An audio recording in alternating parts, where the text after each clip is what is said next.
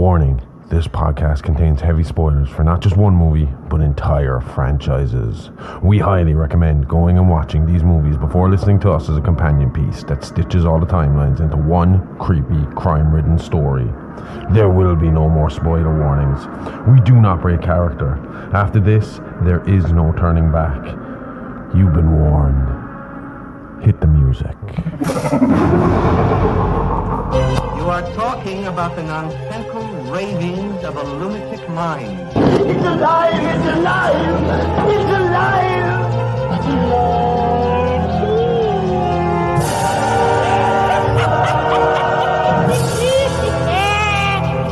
alive! It's alive! It's alive!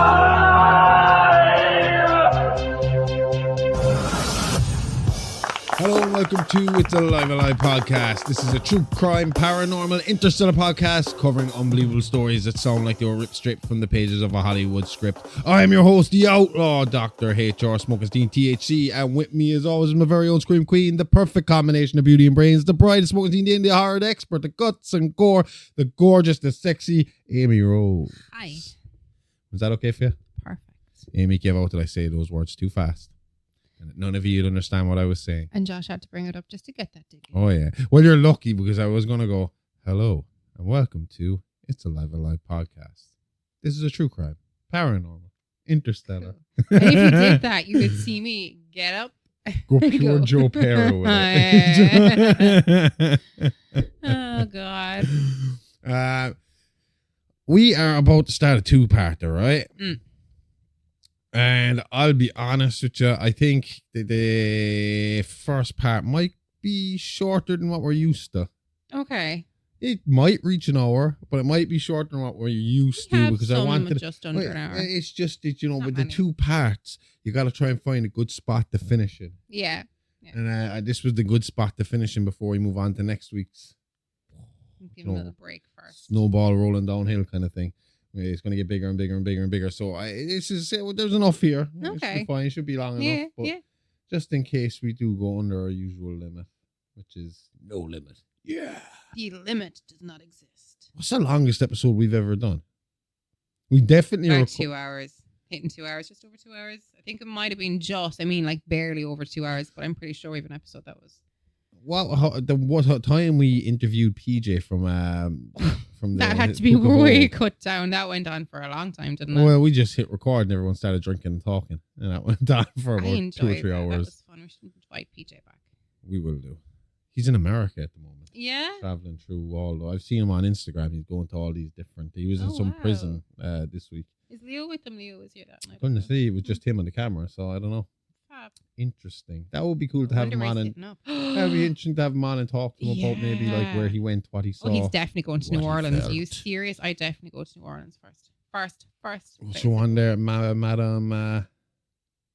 What's her name? Oh. Lalaurie, is it? Yeah, Madame Lalaurie. That's it. I know her. So this week we're going to be talking about something that was a huge issue in the 90s. Mm-hmm. Violence in video games. Yeah. And we're going to cover this story now about a particular killer involved with this kind of illusion. But tomorrow on It's a Live Action, we're actually going to break down. Oh, no. This week it's Satanic Panic. Next week, we're going to break down the top 10 most controversial video games. So I'm looking forward to that too. But this is a nice primer for that, a nice little starting point here for that. Definitely. So you want to kick us off here? Tell us who we're talking about, what we're talking about, what's going on. Who is Micheal Brower, the Brainscan Killer? So, okay. The sleepy, wood-lined suburbs of Mount View were never the type of place one expected to generate a headline-making spree killer. Nestled between quiet cul-de-sacs, strip malls, and the flickering neon glow of video rental shops, the neighborhood seemed built for mediocrity. It was the kind of environment meant to shield adolescents from the harsher realities of the world. But in 1994, it became the unlikely backdrop for what investigators would later call a psychological crime of the electronic age. At the center of this storm was Micheal Brower, a teenager who, depending on which side of the debate you fall on, was either an impressionable boy manipulated by a sadistic interactive program or a disturbed young man who used the fantasy of a computer game as a mask for a very real homicidal tendencies. What makes Brower's case unique is not only the body count left in his wake, but the manner in which those killings blurred the boundaries of media, technology, and lived experience. Here was a boy who spent his life consuming horror, steeped in films, soundtracks, and imagery of the grotesque. When violence finally erupted in his real life, it was near impossible to determine where fiction ended and fact began. The Brainscan case remains one of the most fascinating in the annals of modern true crime, not because of its brutality alone, but because it seemed to herald the coming of age of violent media panic, gamer psychology, and the fear that technology could do more than just corrupt. It could compel. All right, well, you go on about right, and you see this in so many stories we tell. It's like in this quiet little town where nothing. It's always a quiet. What do you think is safer, right? Because you have this contrast of like the urban and suburban, right? And in urban, like big cities and big towns, it's easy to get lost for you as a person, your identity, to kind of get lost in amongst all this, to feel alone and lonely that might harbor kind of more violent tendencies. You see a lot more, I suppose, underprivileged people, or homeless people, addicts. You see crime, it's right in front of you. And on top of that, then, sensory-wise, it's noise, lights, Smelly, concrete, sometimes. Yeah, it depends. It's a lot on you. But alternatively, this idea of suburbia being like this safe haven, I think it holds a very similar kind of threat in the sense of when you get to suburban communities, there is a certain expectation of you. Yeah. To fit in, to follow the rules, to be one of the sheep in the flock, So anytime you think outside the box or choose to maybe dress a little differently or act a little differently or like something that's not that's normal, the status quo, you're instantly printed with this freak flag. You're given the freak flag, that's yours. You are a fucking bit of a freak. Yeah. You're the village weirdo, Yeah. But it goes back to that I'm song, probably the doesn't village it? weirdo, aren't I? Yeah, your little houses on the hill. It's the exact same. Like, so that's what you're expected. And with the monotony of something just everything being the same, everything looking the same, I mean, is that going to have a negative effect on you? Is being the outsider of your community going to have a negative effect on you that you wouldn't have in an urban community where everybody's a little different, everyone comes from all walks of life? So is it fair to say that suburbia is the safer environment in these positions, or is it just? But equally, is it fair to say that urban life doesn't have its outsiders or its loners and has nothing but loads of them? Like, but that's what you mean? Okay, My point is that there is, you kind of expect this trouble in urban areas, whereas suburbia, it's like that never happens here. But if it does happen there, and it shouldn't happen there because it should be a safer area, but if it does happen there, you can't really put all the blame on the perpetrator. You got to look at the background and see what was happening. And in a lot of these cases, it could be bullying from the community to conform that caused this person to snap. So I mean, it's not fair to say no, just because you're in suburbia, blah blah blah, and then all this bullshit about, because we're going to get deeper into it with Micheal Brower about video games and horror movies and all this stuff causing these problems. We saw the same thing when we talked about JD last week in that episode. People were like, they're growing up in this time where it's all horror movies and then violent music and blah, blah, blah, blah, blah, blah, blah, blah.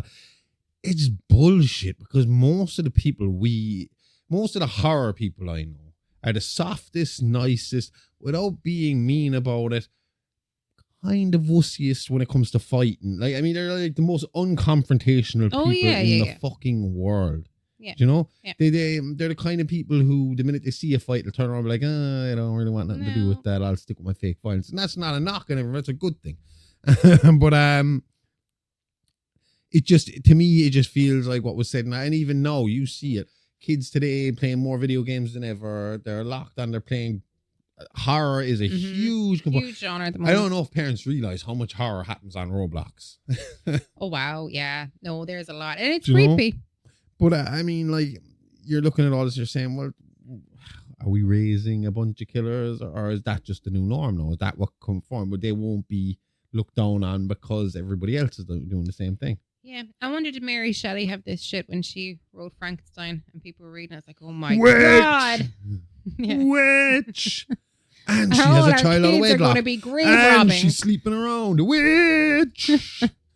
Anyway, to understand Micheal Brower, one must first strip away the sensationalist mythology that surrounded him.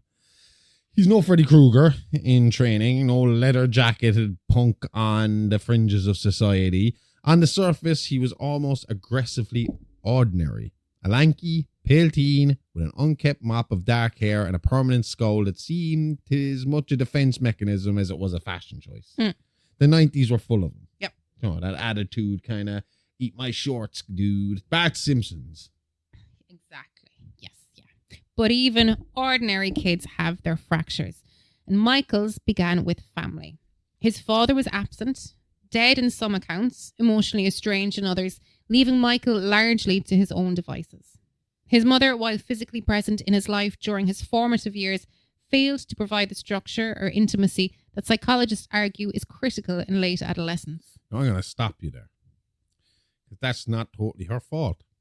Because she was Dead. I actually left out a huge chunk here that's really important. His early years were really dominant. Now, they were a loving family, but the early years are dominated by this big car crash that happened to them. I reckon Michael must have been, I think, 9 or 10 when it happened. So this would be about maybe 6 years previous to what's going on here. okay. Michael was in the car with his mother. Michael survived, and was there with his dying mother before the ambulance got there. You know, it caused him to have a severe knee injury. He's got this load of fucking stitches and scars all over that knee, and he still 6 years later at this point was walking with a limp. Okay. So I mean, he's had it rough in terms of youth. Like his dad, Yeah. when they say absent, his dad was he was out there doing business. His business included him traveling a lot. Yeah. You know? Yeah. For the firm he worked with. So he was constantly gone, and I kind of left Michael up to his own devices, like, you know? Yeah. He got to kind of take care of him. No, he's, again, 16 years of age. You kind of think, well, the kid's probably going to be fucking fine. Like, but at the same time, that's if you're gone for a day or two. His dad could be gone weeks at a time. Yeah. So this kid was left to take care of himself. I don't give a shit what you say. Even 6 years later, you're still going to be grieving your mother, the death of your you mother. are. That's something 6 you're going to years. fucking bug you for the rest of your life. And Yeah. you'll be thinking, well, if she was here, at least someone would be here for me. It's easy to see how in a case like that, this kid could get lost in a fantasy world of video games and movies and everything else that's coming at him. Because it's the thing for people. When you ask people who are into horror movies, who are the most gentle and nice people, why they like them, their general answer is it's a release. A release from reality. It just makes me laugh. Yeah. It's something I enjoy. It might seem morbid and weird and all that kind of stuff, but again, these are the same people that wouldn't hurt the fucking fly. Exactly. And I think for him, this must have been that kind of thing of, I'm just going to get lost in this. you Yeah. know? Yeah. I mean, yeah. Yeah. So home for Michael was less a sanctuary and more of like a holding cell. Just somewhere to hang out and get his shit on. like, Yeah. you know? Yeah. And Michael compensated for this void with two constants: horror and technology. His bedroom was a shrine to both. His walls were plastered with gore-splattered posters, a soundtrack always humming with the distorted riffs of heavy metal, and most importantly, a cutting-edge computer setup that became both his laboratory and his lifeline. Unlike his peers who turned to sports or social cliques, Michael turned inward, exploring the simulated worlds his machine offered. Neighbours would later recall seeing the faint greenish glow from his room at all hours of the night. The boy hunched over his screen with a fixation that made even the most liberal-minded adults uneasy. Oh, yeah. He was quiet, polite when approached, but there was always something distant in his eyes, an unspoken barrier between himself and everyone else. Yeah. It's funny though, you think of the 90s and you think of computers and it is just green, isn't it? Green. Black background, and green. Yep, like in Ghost. Huh? Like in Ghost. Can't remember. I was thinking Matrix. Oh, Matrix also. Oh, yeah, I think I'm going back further to like the late 80s in my head. But again, this is something that's going to play out as well, right? For the next couple of weeks. For last week, this week, a little bit obviously next week is a two-parter. The week after, there's going to be mommy issues in that one, and the week after, we're talking about the king of mommy issues. The king of mommy issues are happening so it's like a line this last little while. And we keep saying this, we keep falling into this kind of thing where we went on a line of taking the piss out of Christians, then we went on a line of Irish stuff, and now we're kind of on this. And you look at JD, mother dead, taken care of by father, who was kind of more interested in his work than his son. Now we're talking about Micheal Brower, whose mother is dead, and his father, more important, takes work more seriously than taking care of his son. Same next week, the week after. Not going to get into it, but yes, this man is missing a father in this case, and the mother is overbearing. So we'll get to see these kind of cases of how your parents can really influence your nurturing nature and stuff like that. How much nurturing has to do with what happens to these guys as time goes on, Yeah. And you hear the neighbours bitching and more about seeing, even the most liberal parents would have found this disturbing. Man, zap on like 30 years and it's just normal. I mean, most of the parents are walking around with fucking screens glowing in their fucking face while they play Candy Crush and whatever else is fucking popular at the time. Yep. Fuck them. So if Michael's digital life was immersive, his real life relationships were stunted. He had no romantic prospects, save for an unrequited fascination with Kimberly, the girl next door. Kimberly was everything Michael wasn't. Bright, social, and comfortably integrated into the ecosystem of suburban high school life. Michael's interactions with her rarely rose above small talk, but his obsession manifested in voyeuristic behaviour. Yeah. Through his window, he would watch her, sometimes innocently, sometimes less so. But when you think about it, again, think back to like 70s, 80s, 90s, especially in movies and stuff that you might have watched. If a guy is looking through a window at another girl, and at a girl, say the neighbor girl, and her next thing she's getting dressed or she's doing something or other thing, there's always romantic music playing. It's always seen as a romantic thing. So he's growing up in the 90s. To him, this is kind of what you do when you're brooding for a woman, isn't it? You look over at her fondly and longingly. Nowadays, that's stalking you. But that's also what Bundy did. Huh? It's also what Bundy did. I'm aware of that. No, from what we know about this primarily because while Michael might have thought it was innocent, there were a number of tapes found because he was videotaping these encounters. He'd put his camera on it. The camera would stream straight. This guy had a real high-tech fucking system for the time. So the father was clearly buying Michael's love after what happened to the mother. So he would literally sit down his chair in his bedroom and look at his computer screen as it kind of slowly, not what we get now where it's like, they could be watching us right now live and we'd be moving in real time. It would be more old 90s where it'd be like moving in frames, but he was still had a camera on this girl's bedroom constantly. That he would look and watch because of this obsession. Now, I don't know, like I said, people viewed that differently in the 90s. They did. But like he's pining for her. Like in a crime sense, this was the first red flag. A reliance on observation rather than participation and a tendency towards fantasy rather than engagement. These were not the actions of a confident teen, but of someone who struggled to place himself in the narrative of his own life. It's important to note that Michael's voyeurism never escalated to physical stalking or confrontation, though. Oh, well, yeah. So it really was just playing up on that whole, 90s. I'm looking at my girlfriend across. Oh, I want to be hers so badly. Like and daydreaming. That's when she's running at you in the field. When he's daydreaming, when he's watching her, and she's running through the field, and he's running at her, and they're about to hug. Romantic. And then somebody said something. He goes, "What?" That's how they did it in 90s movies. But as many forensic psychologists would later argue, his habit of retreating into his meditated version of intimacy rather than connecting set a dangerous precedent. When the killings began, this same mechanism of displacement would allow him to view violence as something happening to someone else, even as he was the one enacting it. That's a good point, though, isn't it? what we just talked about compared to what's about to happen. If he is spending all his time staring at this woman, pining for this woman or this girl across the street or in the next house, right? Mm. And as far as he has went with her is this pretend relationship in his brain, then realistically, when he would get urges to do something else, and he's locked in this kind of fucking daze, like, this daydreaming fucking world.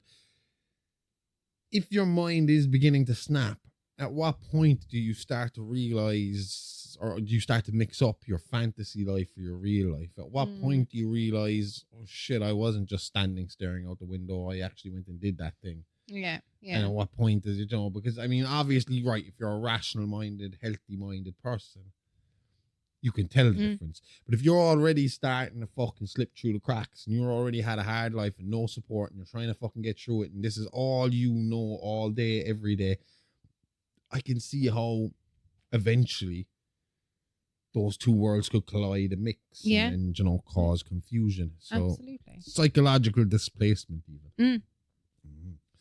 Big word.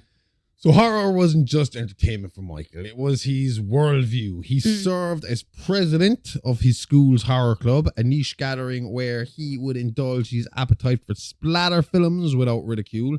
Teachers tolerated it, peers mocked it, and Michael wore it as a badge of defiance. In his journal, later seized by investigators, he catalogued horror films with the precision of a taxonomist. Slasher, classics, Italian... Giallo. I always fall on my Giallo words. Actually, say Italian for yellow. Yes. Gore-drenched exploitation reels.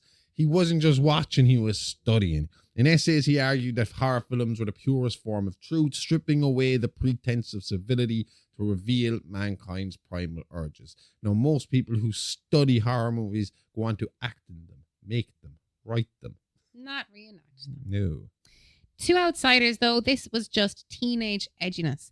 But to forensic analysts, nearly said that one wrong, it painted a darker picture. A boy whose identity was subsumed by his chosen genre, who began to see himself less as a participant in society and more as a spectator of carnage. The line between watching horror and performing it was thinner for Michael than anyone could have imagined. And you did get it wrong. It's analysts. That's what I was trying not to. They forensically inspect the anal. The anal? Yes. And then they make charts. That's why they're analysts. You mean they expect the anus? Or anal? The anal area. Okay. No, I mean, people kind of make out like horror was his identity. Was it though? That worries me. Because it's kind of our identity at It's times not, too. Though. That's like saying, oh, no. Some people do make horror their whole identity. Yeah, but that's what I'm saying. Most people do. Your biggest hobby does become your identity. No, that's not me saying it in a bad way. Especially as a teenager. Oh, teenager, you lock on to something you do, and that's your thing. You listen, I would have started listening to metal as a teenager, but during my teenager years, I listened to metal and I only listened to metal and I didn't listen to anything else. It's the same with people that listen to dance music. They listen to dance music and they don't listen to anything else until they get that bit older and your kind of horizons do broaden a bit. But it's funny as well because then like your taste in music kind of influences your taste in movies. It does. So if you're a metalhead, you are drawn to horror. Yeah. Do you know? Yeah. It's like you can't help yourself. They go hand in hand together. Watching Michael Myers or Jason or whatever hack a bunch of people up while you listen to fucking, Iron Maiden riff behind your Metallica's early albums going crazy. That's kind of what it's all about, being a fucking badass metalhead. Yeah. So, I mean, I can see how it would become your, but at the same time, I don't see that as a red flag. I don't see it as I don't see it as normalizing violence. Yeah. I hate this bullshit that just because you watch violent stuff, it normalizes violence. I've seen soap operas where women are getting beaten. We've had a soap opera in England with a serial killer in it. No one went out killing people there. Watching all these documentaries on Netflix, which are true to life and not just stories about all these horrific things happening to kids and women. it's the There's you can, war, but- there's violence everywhere Yeah. all the time. This whole normalization of violence because you watch some fantasy fucking movie. That's what horror is 90% of the time. It's a fucking fantasy. I think the difference is you got to teach your kids that it's make believe, and if your kids don't understand and grow up knowing that it's make believe and this shouldn't happen in real life, then you as a parent have failed in your job. It's your parent No. to The actor made the ultimate sacrifice for their art. Yeah. This is it. You They're know- done. We're never going to see them again. as in I do think it's up to the parent to show them that it's not a normalized thing that you go around reenacting horror. But in the 90s, it was something that could hurt. And I don't know, was it the kind of whole satanic panic? Was it the whole Columbine thing or what? But during that period, you almost were seen as a scarier, dark individual. That's because Yeah. you locked yourself into the room and played all that shit backwards. People believed that if you liked metal and you liked horror, there is a strong possibility you're going to be a serial killer. Yeah. Our generation kind of grew up and realized you're wrong about that. We survived it, but I mean, there is still, there was that feeling back then. You very much were like you to be a metalhead or a goth or something like that meant you were probably depressed. They're probably on antidepressants. It was almost like a given. There was no kind of like it's just a fashion statement or it's just a fucking bit of rebellion. It was you were like branded as The something dirty wrong with goth them. freak. There's Yeah, something yeah, wrong yeah. with that person. Yeah. Anyway. But you didn't even need to actually, all you had to do was wear like black more than 2 days a week, and that's how you were branded as a goth here. Oh, yeah. Basically, you're wearing black again black today. jeans, Oh shit, man. band t-shirts, and studded bracelet. Mhm. That was it. Yeah. That was the height of it. I mean, my haircut was just the standard fringe up, gel down kind of thing. It wasn't like I It was over didn't the have top. the trendy cloth clothes that I would have liked to Oh, have yeah. because it was inaccessible where I I was living. swear to God, Metal Hammer used to come out every couple of months. You get a catalogue with it. Yeah. And I used to just sit there going through that I get catalogue. that, and I get Yep. that, and I get that, and I get Daydreaming that. of all the these shit I was going to outfits, buy when I was yeah, old. I was like, yeah. I'm going to have that. Oh. 2 of them, 3 of them. As soon as I was old enough and started out, to go to Dublin on day trips, that's when I got my cool shit. Too far away from me. Oh, in yeah. Norway, we're on the whole other side of the About an country. hour and 10 minutes, yeah. Top of St. Stephen's Green. So before the Brainscan murders, there were no records of Michael engaging in violence. He wasn't known to lash out at school, nor did he have a juvenile record. Teachers described him as intelligent, but distracted, sometimes argumentative, always restless. Mm-hmm. But hindsight offers clues.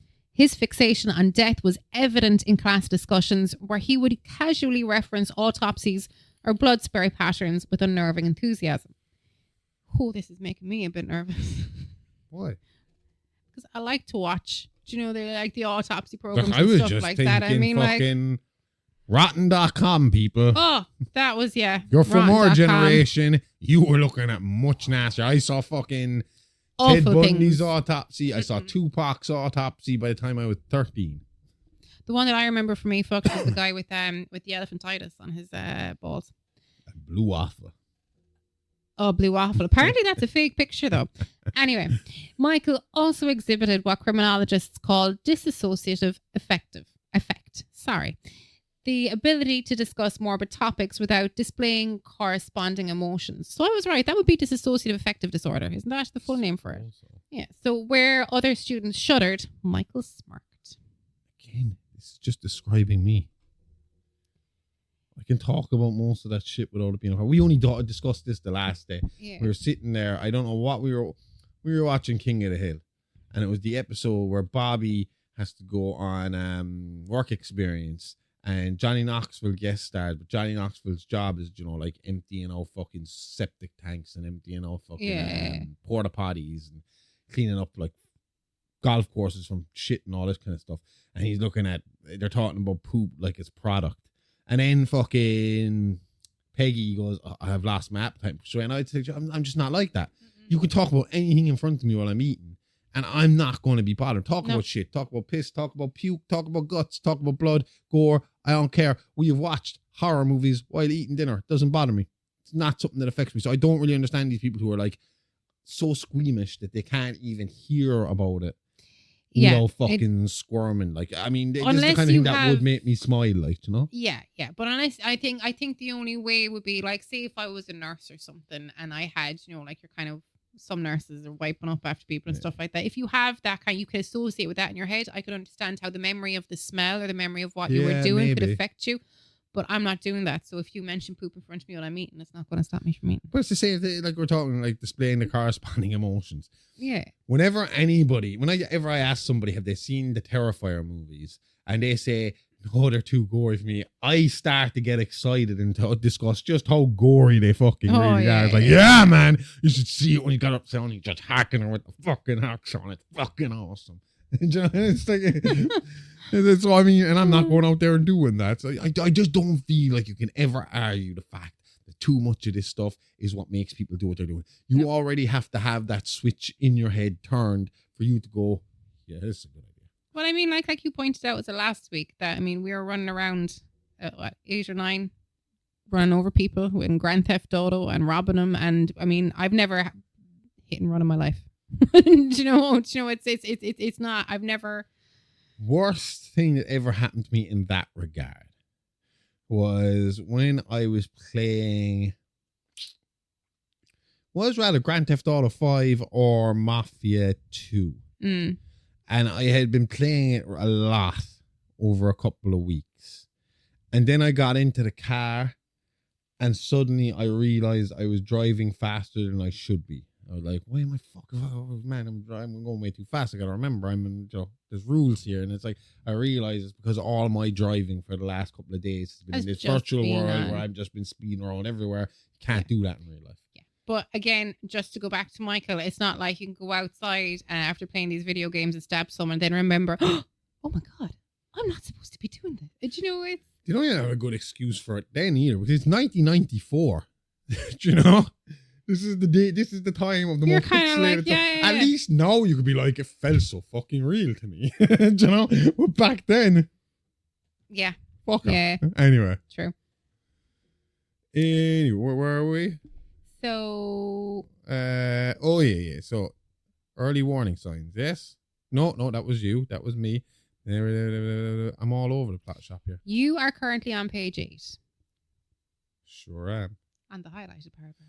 I see. Okay.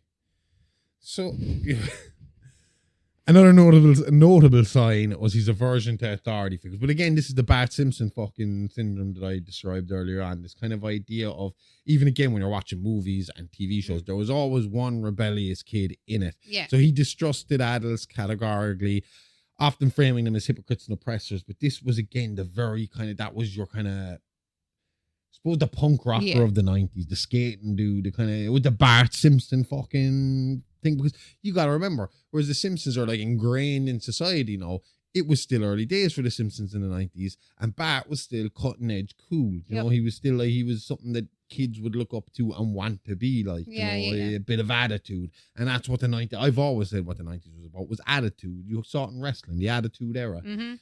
Come the mid 90s onwards, it was like, there was this rebellion against fucking the system, against censorship, against what was right and what was wrong in terms of sex, drugs, rock and roll, cursing, violence, especially when in the media. All that flipped on its head from we got to be safe to give them everything. Yeah. You know? Yeah. And this disdain, it wasn't uncommon in teenagers, but in Michael's case, it was absolute. Police, parents, teachers, they were all enemies of the freedom he sought in horror and technology.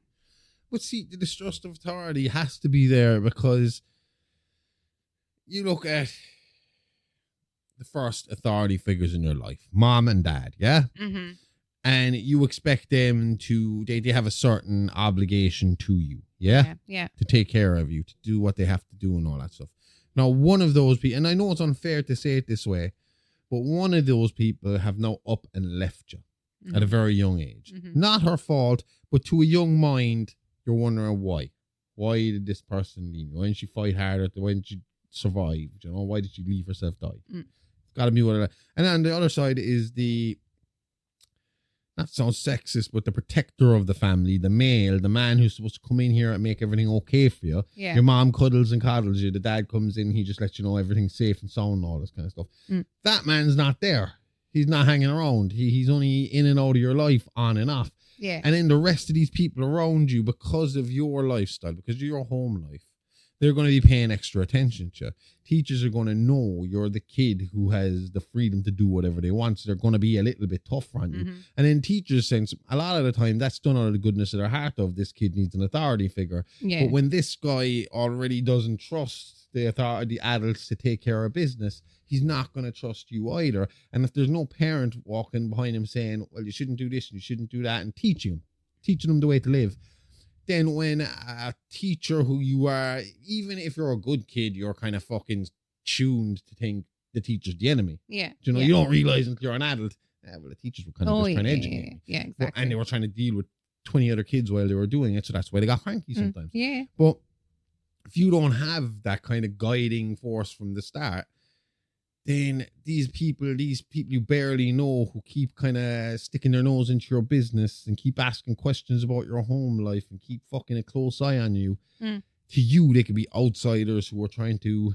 interfere and can't be trusted. Yeah. Especially if you are being raised by television and movies and so on and so forth, where again, people like cops, teachers, all this kind of stuff are shown as the kind of bad guy to kids, you know? Yeah. If you're watching a teen movie, the principal is the dickhead in the fucking movie, yeah? And he's rarely the good one, do you know? Yeah. Your friend's parents are a pain in your fucking ass and won't let your friend do what they want to do because they're getting grounded all the time. So if that's the way you're learning and the way you're moving forward without some parent behind you to guide you, you're bound to kind of fucking have a distrust of adults, you know? Exactly. It's just there. Exactly. So by the spring of 1994, Michael was 17 years old, and by all external measures, teetering between the harmless oddball path and something more dangerous. He was bright but underachieving, imaginative but maladjusted, passionate but socially stunted. And then came the Brainscan. Ooh. Marketed as the next step in interactive entertainment, Brainscan promised an experience that would stimulate the unconscious mind, drawing players into a hyper-realistic narrative of violence. For Michael, it was irresistible, a convergence of his two obsessions, horror and technology. Also advertised by one of our favourites, Fangoria. Yes. That's where he saw the ad. Well, his friend told him about the advert, and that's where he saw it. Okay. Now, before we explain what happens to Michael, I would like to point out that Brainscan was pulled before this came out, just before Michael was caught. Really? It was pulled. He had already gotten his copy, but the game had been pulled because it was causing seizures to people. That was kind of common with games back then, wasn't it? Yeah. Well, not common. It happened with an episode of Pokemon as well. Yeah. Yeah, it did. That was all over the news. What were these people expecting? You know, I don't know. I mean, like you and me, we've always seen it with movies and stuff like that. It's like, this is the scariest, worst, goriest thing ever. And then you watch it, it's like, yeah. Seen it all before. Yeah, Man. it was grand. No, Nothing to I know just- about. Yeah. I don't know. I think when you watch a lot, and I think any horror movie, it's not that you become immune to it. It's just that like Terrifier was amazing because of the level of gore that was shown. I think because it's shocking. It's not just the level of gore. I don't get me wrong, but that kind of gore to me was, like you said, is he going to do it? He's not going to do it. Is he going to do it? And then he does it. I would go so far as to say, from everything we've watched so much now, that level of gore and guts has been there in a lot of movies we've seen. What made the difference was the acting of David Howard Thornton, because ordinarily in movies where we see that level of gore, you just barge the in and they're person doing is it. masked. Yeah. You don't see facial expressions. You see the cold, unsympathetic face of Art the Clown, so it has more feeling. Seeing the way he acts beforehand, the teasing, the messing, the fucking with you, and then tearing into it and doing it and showing the joy, the physical joy in his face and the aftermath of it. think that's what makes those deaths extra Yes. fucking impactful. Yeah. He's cruel. You can Mhm. see that cruelty in him that you Coldness. can't see in other killers because the mask is blank. Well, There's yeah. nothing there to fucking zone in I on. think You know? salt and bleach in a wound is kind of like. Let's just be thankful the Terrifier wasn't out when fucking Michael Brower was around. When Brainscan was an actual program, a hallucination induced by Michael's unraveling psyche, or some combination of the two, remains the central mystery of this case. What is undisputed is that shortly after installing the disc, Michael's world transformed. Neighbours who once saw the faint glow of a monitor would soon hear sirens, see body bags, and find themselves living next to a boy no one truly knew. I nearly had a senior moment there. What?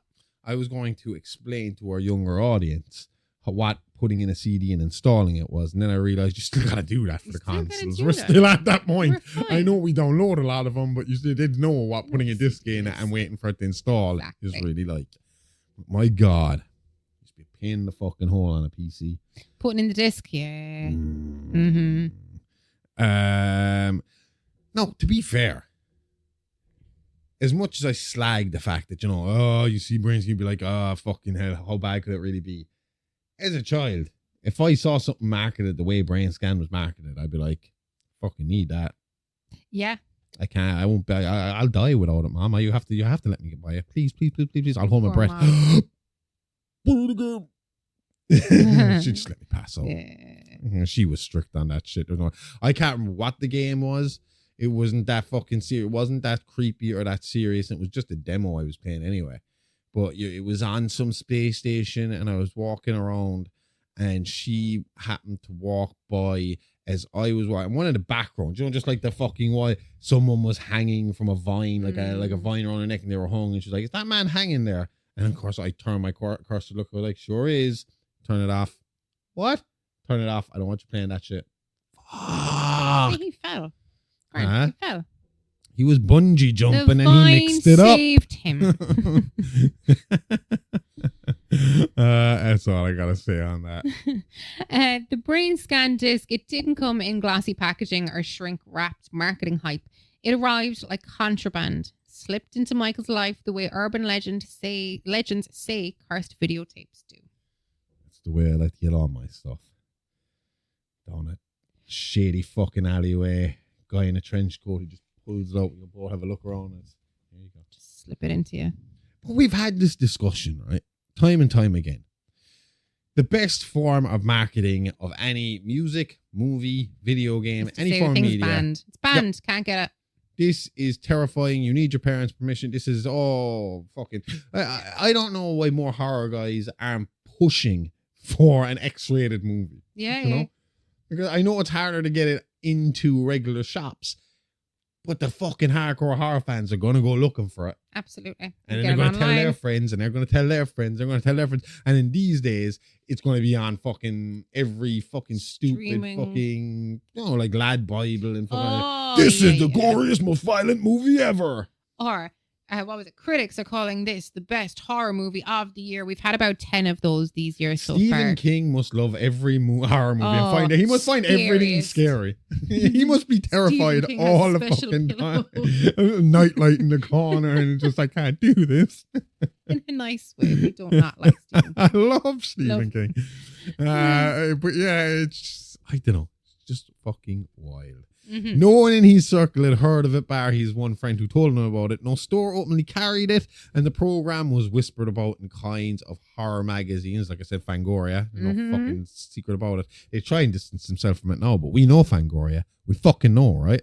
Michael devoured those fucking magazines like they were just, which I did the same thing. Metal Hammer. I used to get Metal Hammer yeah. every month, Right. read it every fucking month. Yeah. And these were in the back page classified where he found this advertisement. And that's where all the good shit was. Those Okay. old classifieds. You don't remember looking at the classifieds, the back pages, and you find No, all I the... used to go through the personals on the back pages because sometimes I find them. Looking for your love. Well, no, because I used to be the Ireland's own that Mammy used to get, so they'd be all like 16, 17-year-olds. But Misconnections. that's it. I always thought they were really sweet. Well, some of them. Was that you Some at the of them were local a bit centre odd. buying a breakfast roll? We had one, my favorite one. don't. I've told I you know before, which but one it's it so is, good. yeah. So there used to be these two old dudes, these two old kind of, I don't know, maybe they were farmers. They lived kind of just beyond our place in the countryside, but they lived together. And they were both pretty weird. One we used to call Podge after Podge and Raj because he looked like the Was the physical other embodiment. Raj? No. He was Speedy. Right. Because Podge and Speedy. he used to have Podge used to have a bicycle, right? Mm. And he'd come back. Do you know what he used to wear all the time? Constantly. Vis. No. Do you know those novelty hats that usually come out at Paddy's Day or come out when Kerry's in the All-Out No Final way, with the red hair. Yeah. So he'd do that and he'd have the green and gold hat on with it and the novelty hair over it. And he'd cycle up and down, always filthy dirty, always just to do his shopping.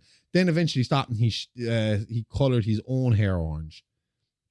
And he had that for a while, which just made the Podge and Raj thing even worse. Mm-hmm. Then I didn't know for years they were brothers, but then he had a brother who was small and skinny and used to wear a grey suit all the time, but he drove a moped. And when he passed you, he'd be like really violent on the moped. Like the one memory I have of him is I'm a child, I'm sitting in the back seat of the car, I look out the car window and he's passing and he's just there with his tongue stuck out at me as I'm watching. Oh, was he like, messing like? No, my dad said he had to do, my dad's a carpenter and he said he had to put in, I don't know, was it a wardrobe for him or something like that? And he said, my mom said you can't even mention them around him. Start gagging. He said it was that disgusting in the house. It was that nasty. But these two guys put out one of these Lonely Hearts ads and they basically said that they were willing to share a wife together. As long as she did the cleaning. Well, I pretty much, but holy fuck. Did they get any takers? I never saw him with a woman as long as they were alive. Speedy went first. And I'm not 100% sure when the other guy died, but we stopped seeing him around after a while. So yeah. When Michael's package arrived, he was primed. Alone in his bedroom, surrounded by the familiar clutter of VHS tapes and horror paraphernalia, he inserted the disc into his computer. This was not just a game for him. It was a key, a gateway, something that would validate years of obsession by giving him an experience no mere spectator could claim. And in interviews years later, detectives would recall the irony. A boy who spent his adolescence watching horror finally found the one that would let him live it. Yes. And what no one could predict was that Michael wouldn't merely play the game, he would come to embody it. No, right? What I've done a little bit of research on this brain scan thing. There isn't much about it. It's very, like I say, like we just said there a few minutes ago, this wasn't exactly something you found in GameStop or fucking place like that, or go online and download it or whatever. And since this case, it seems to be scrubbed from the internet. There's not that much information about it, bar this case. Very little about it. But what I did learn was, basically you have to phone up this company, 1-800 something brain scan, and you'd make your order and they would send you the levels individually, one at a time, and you'd get it sent to your door, like you said, in a package that, discreet packaging, put in the game, you install your thing. And like I said, it was like a sensory thing. I'm not 100% sure how it works, but a lot of people who did play it, who didn't go down this route, would say that they felt like they lost time or that they were dreaming. Sounds kind of fun for a few hours. Yeah, it's like a weird fucking virtual reality. I don't know 100% know for sure, but I'd have to assume if mass people got this would have to be doing damage to your brain. Yeah. Oh, yeah. I'd say so. Especially during your formative years when your brain's still shit. developing. Yeah. But like you said, it's almost like a cursed artifact coming in the door. Like, this secret fucking thing that nobody else knows about but you. Yeah. And, that it's going to do this magical fucking shit for you. And it'll be better than anything you've ever played before. Ruin every other video game for you because this is the one.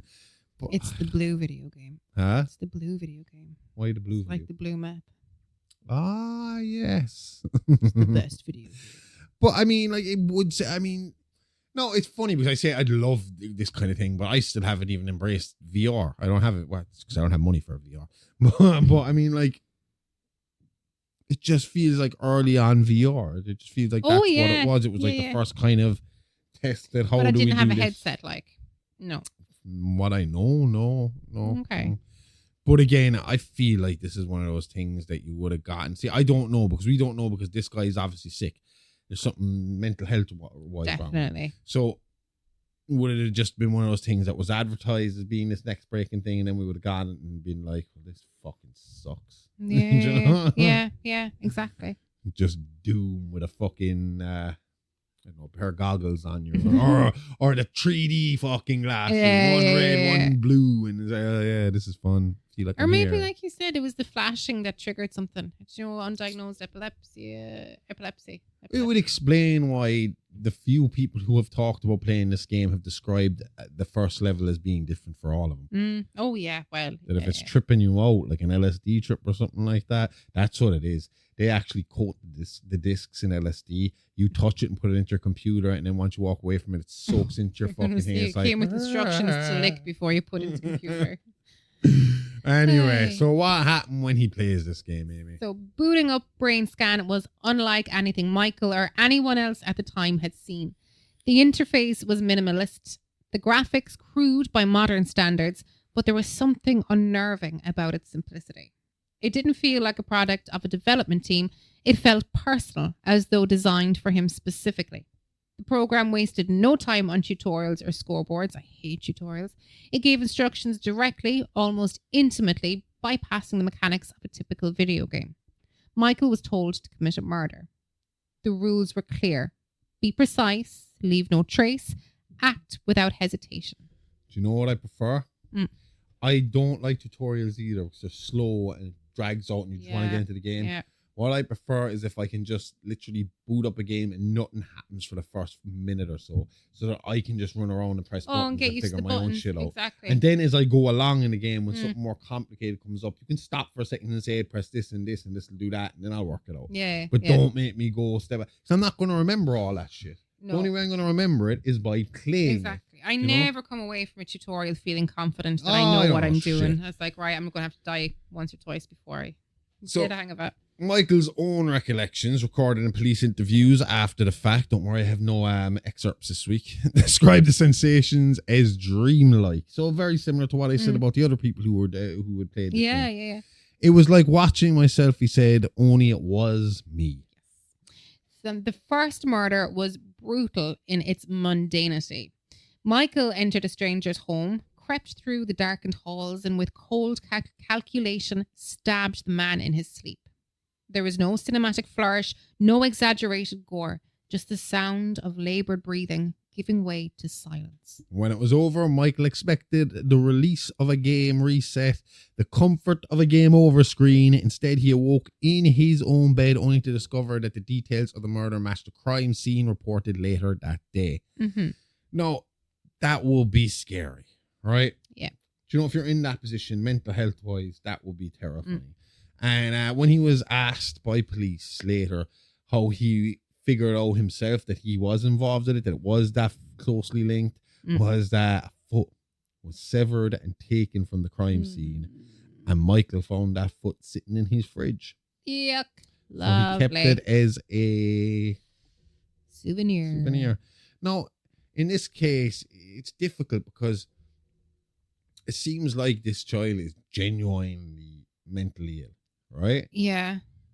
So, I mean, how scary does that have to be? This isn't like Bundy or Geen or any of the rest. Maybe Bundy or any of the rest of them feeling guilty about it the next day. Because, I mean, you people like Bundy have said, you know, that they'd feel ashamed of themselves the next day. Kind of like people having sex for the first time. When they have sex for the first time and suddenly that Catholic guilt hits them a little bit. Shamegasm. That's it. But, I mean, like, I'd assume that's kind of what you're looking at with normal serial killers. Of why did I let myself do it? Because you hear so many of them saying, never again, that's it, I'm never doing it again, I'm never doing it again. Bundy talking like this about all this. Yeah, they get really fucking guilty. But in this case, he's afraid.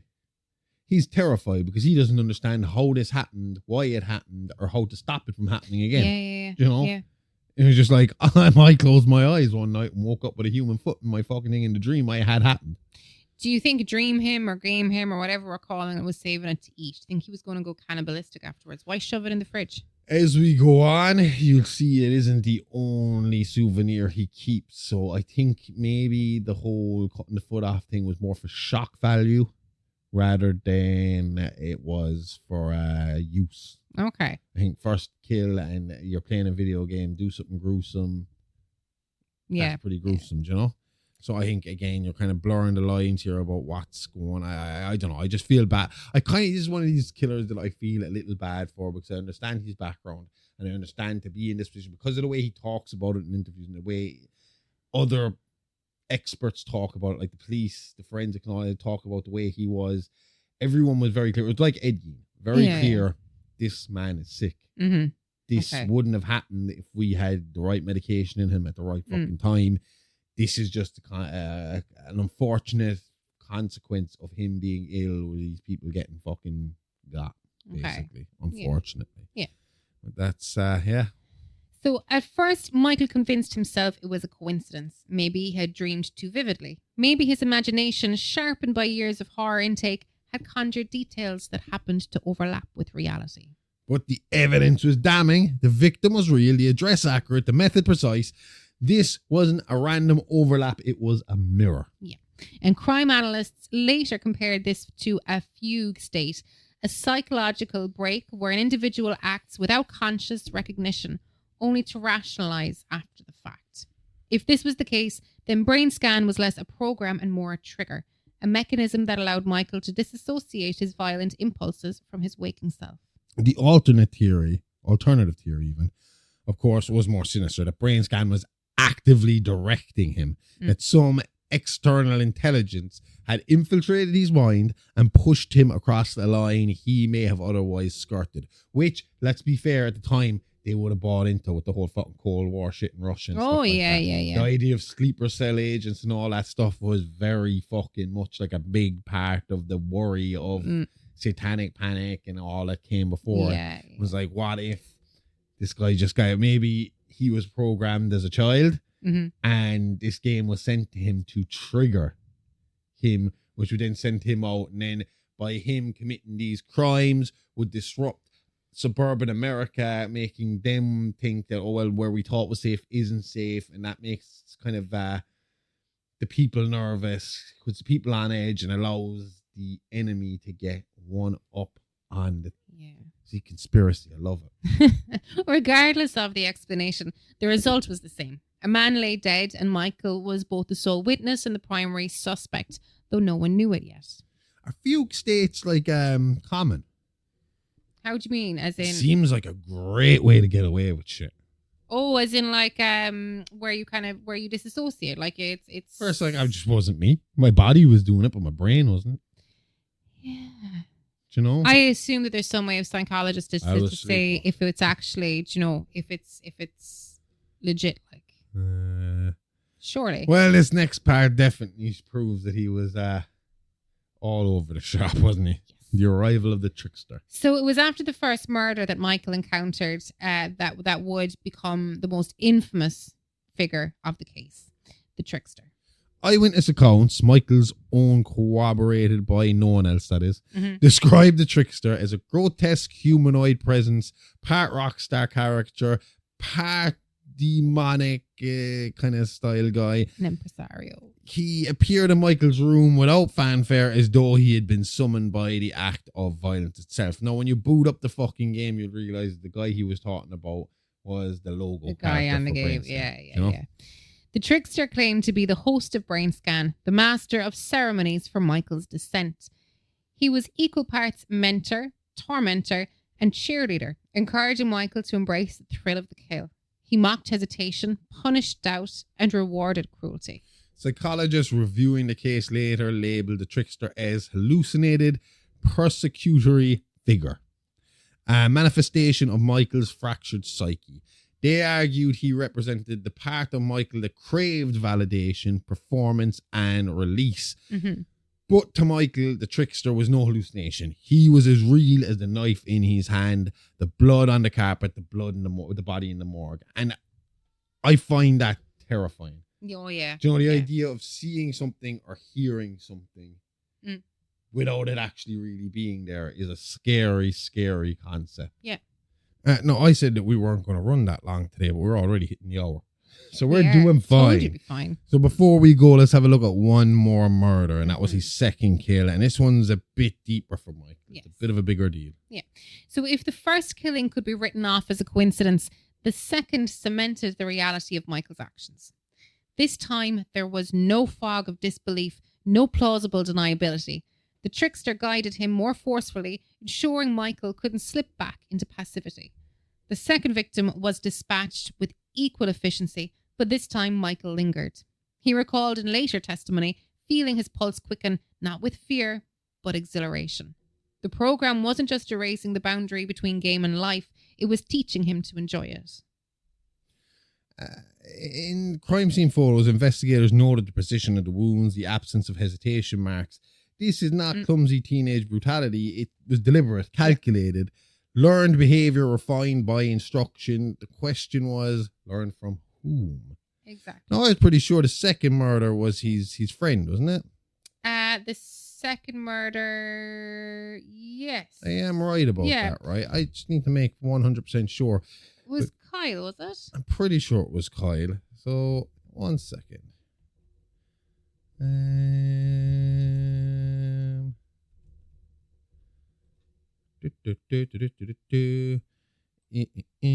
was, because I had this written. I just wanted to make 100%. Yeah. Of course he was. Anyway, where was I? So this one kind of impacted him a bit more. He wakes up from this, checks his fridge, and finds a pendant, a big ass kind of like dagger pendant that Kyle used to wear. Yeah. And Kyle was the one to tell him about Brainscan, to get him into Brainscan, and he was basically what Michael himself had described as his only friend. Yeah. His only real friend. Yeah.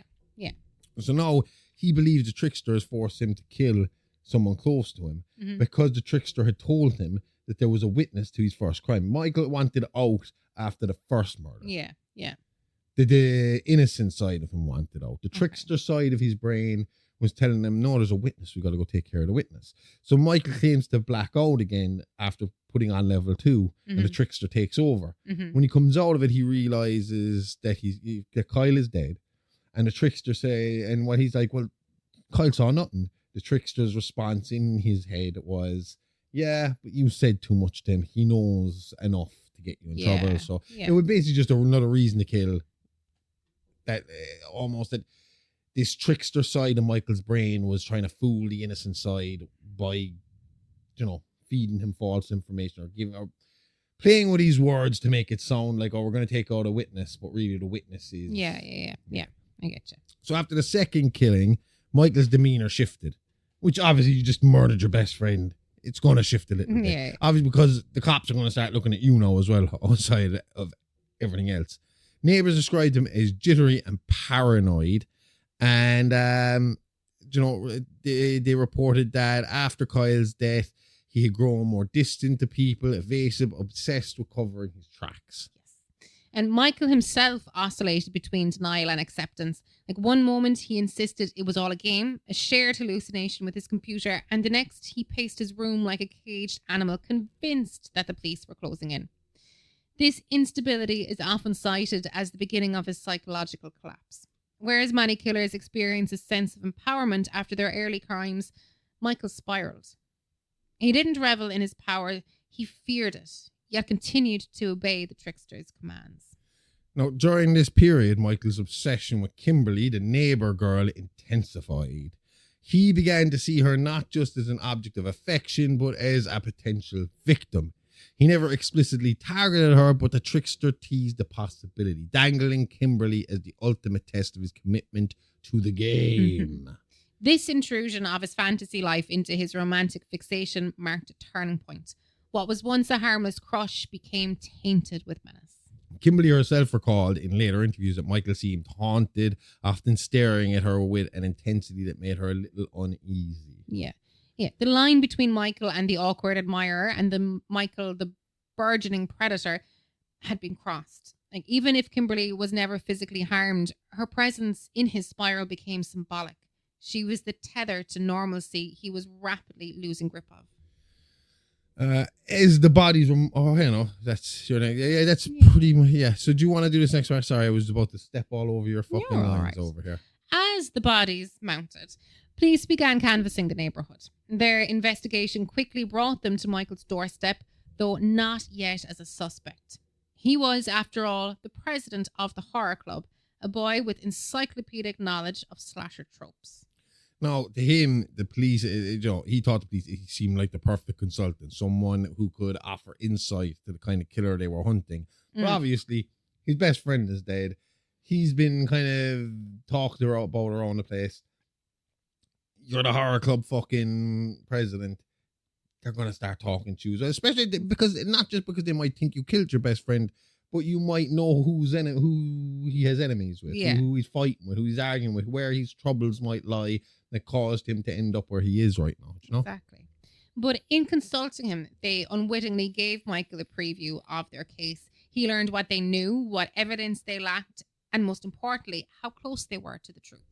Officers later admitted that Michael displayed an unusual mixture of fear and fascination during these encounters.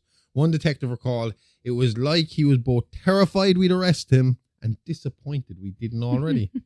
So, I mean, it's weird. Like, see, I don't think they ever really were using him or giving him proper information. No. I think it was always keep him here so that we can, until we have evidence against him. Yeah. I don't think a kid that age can fucking really hide it that well. No, you don't have enough life experience. And especially if you're basing how to get away with murder on movies and shit that you watch. Yeah. Because they leave a lot of details out there. There's a runtime. You got to get through shit. So they're not going to tell you everything, you know? Exactly. So, yeah, just keep going. By now, the trickster had become more than a presence. He was an occupier. He dictated Michael's schedule, demanded compliance, and appeared whenever Michael wavered. To law enforcement, this figure was a convenient metaphor for psychosis. To Michael, it was the ringleader of his reality. He wasn't just playing Brainscan anymore. He was starring in it with this trickster as his director. The trickster's taunts grew crueler and his challenges more sadistic. He reminded Michael that every hesitation was weakness, that every attempt to defy the program would be punished. And punish he did, tormenting Michael with visions, threats, and escalating demands. This of all the things we've talked about, this still scares me the most. I know I just said it a minute ago, but the idea of thinking you're seeing something or hearing something and it's not really fucking there. I wouldn't know if I'm haunted or going crazy or what's the fucking story, you know? And this would be, and then trying to explain it to people and have them believe you or trust you or something like that, where you really believe this is happening and nobody else believes you, you know? Yep. Do you know what I think of? He's right here. He's telling me to do it and they're like, get the fucking straitjacket out. This dude's going into a padded room. Yeah, do you know what I mean? It is terrifying. By the close of this second phase, Michael was no longer a boy playing a game. He was a killer rationalizing his actions through the lens of a program that may have existed only in his mind. The community, still unaware of the true scale of the violence, carried on with daily life. But behind the suburban facades, a predator was evolving, one who believed himself less an actor in a tragedy and more a pawn in a nightmare coded specifically for him. It was only a matter of time before the murders escalated, both in number and in cruelty. And with each new crime, Michael's grasp on reality would slip further. A slip we'll dig even a bit deeper into next week. Yes, I'm looking forward to that. Yes. Because I do want to get a bit deeper into this, because this is something that, like I said, just interests me. You know, especially when you can have a bit of sympathy for where the killer's a victim too. Yeah. You know? I get you. And that it's not, they're not doing this to try and make a name for themselves. No. They're not doing this for some infamy. They're not doing this because they're talentless fucking losers who can't do anything fucking else with their life and want to get noticed. Yeah. This boy really wishes this did not happen. This boy really fucking, you know, if you could talk to Michael Brower as a sane, rational man without this happening, he'd be like, fuck, man, my life is ruined by this fucking thing. Yeah. You know? Yeah. And that's really, really fucking sad when you think about it. It is. Yeah. What can you do? I think people need to be distracted. Where should they go to get distracted, Amy? Well, if you want more horror and crime fun, then head over to patreon.com/the Horrorverse Network and check out our bonus show, It's a Live Action, because tomorrow we'll be dropping our bonus show episode where we talk about the satanic panic of the 80s and 90s. are horror, games, comics, and heavy metal the reason for all the violence in the world? Spoiler, the answer is no. And while you're there, check out the rest of our Patreon exclusive shows like Amy's Horrific History Show, Playing with Bones, and my new show, Celebrity Rap Sheet, where we look at the life and crimes of your favourite celebs. Staying on theme after Fatty Arbuckle and Mabel Normand, we then covered William Taylor Desmond yesterday. Yeah, yesterday. And next week we got a good old one. William Taylor Desmond. Was it not Desmond Taylor? I got it wrong the first time. Must have got it right the second time. Pretty sure I checked that one. I was Okay. right. Maybe I was. I'm Okay. almost. Hang on. Hold on. This week, Celebrity Rap Sheet. He was William Cunningham. Desmond Taylor. Shit! Knew it! Fucking right I was. Well, that's one mystery solved, Hey. but his death is still a mystery, and we'll be talking about it yesterday.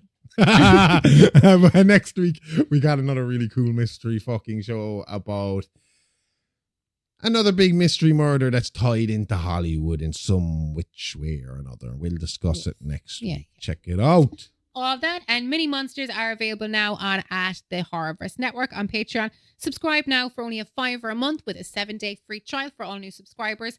And if you're into gaming, if we get it up and running, hopefully you will be able to catch me on Twitch every Monday night from 10 p.m. to midnight Irish time, which is 4 p.m. to 6 p.m. EST US time. That's on Twitch at Amy Rose 9. And to be fair, you have been there the last 2 weeks. I have been from cursing 10 at my p.m. fucking till computer. 12. It just constantly buffers and you can't get past that. No matter what I fucking do. I'm getting there. We'll fix it. Until then, we'll be back next week with more tales from the Horrorverse. See you all next time. Same alive lifetime, same Horrorverse channel. Okay, love you. Bye-bye.